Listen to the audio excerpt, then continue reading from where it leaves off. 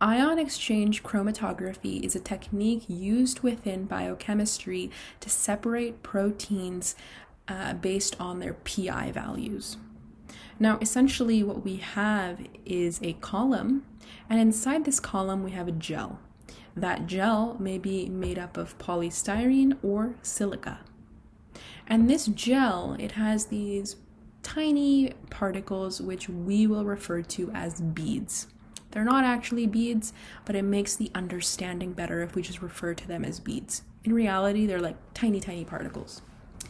Now, these beads can either have a negative charge or a positive charge, depending on what group, what substituent they have bound to it. Now here we have a negatively charged bead, because we have this bead and its substituent is negatively charged. This bead over here, it has this substituent that is positively charged, so the overall charge of this bead is positive. Okay? Now, let's say within this column, we have our polystyrene or silica-based gel that is negatively charged. Okay, we can see this over here. This is our giant bead, which is referred to as resin over here, and it is negatively charged, meaning that it has this sulfonic acid group. Now, in order for the protein to bind to this bead, the protein must be positively charged, because we know opposites attract. If the protein is negatively charged, it will not bind. So when is a protein positively charged? Well, we have to think about pH. We know that when we think about amino acids and their pKa values, when we are at a low pH value, everything is protonated. Okay? The amino acids, they're protonated at low pKa values. So that means that in our column, if we have these negative sulfonic acid beads, we would have to start off at a low pH, because everything would be protonated, so the overall charge would be positive on the protein, and the protein will bind. Now you can see over here that these positively charged proteins, they bind to our resin. Okay? Now, how do we get them to unbind? How do we wash them out of the column? Well, if the proteins are positively charged, we just have to make them negatively charged or having a net charge of 0. Because if they have a net charge of 0, they won't be attracted to the resin and they will just elute from the column.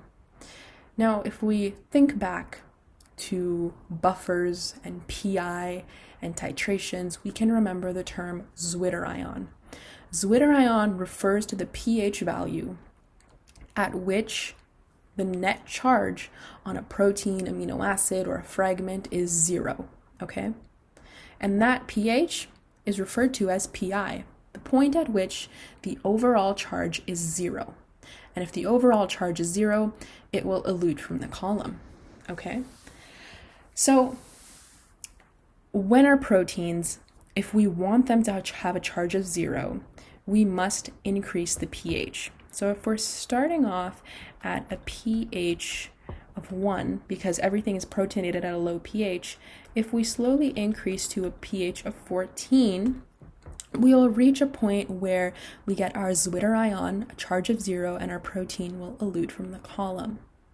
Now, this technique is utilized within biochemistry because let's say I have 3 fragments, and that means each fragment has its own PI.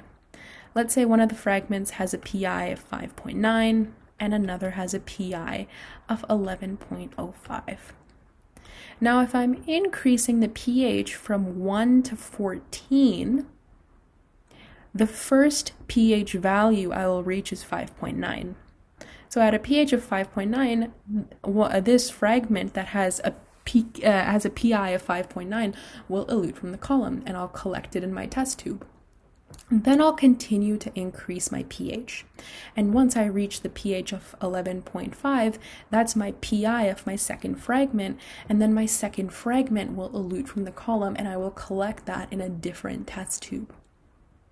So this is an example of a of the bead being negatively charged. So this is a cation exchanger because it is exchanging positively charged proteins.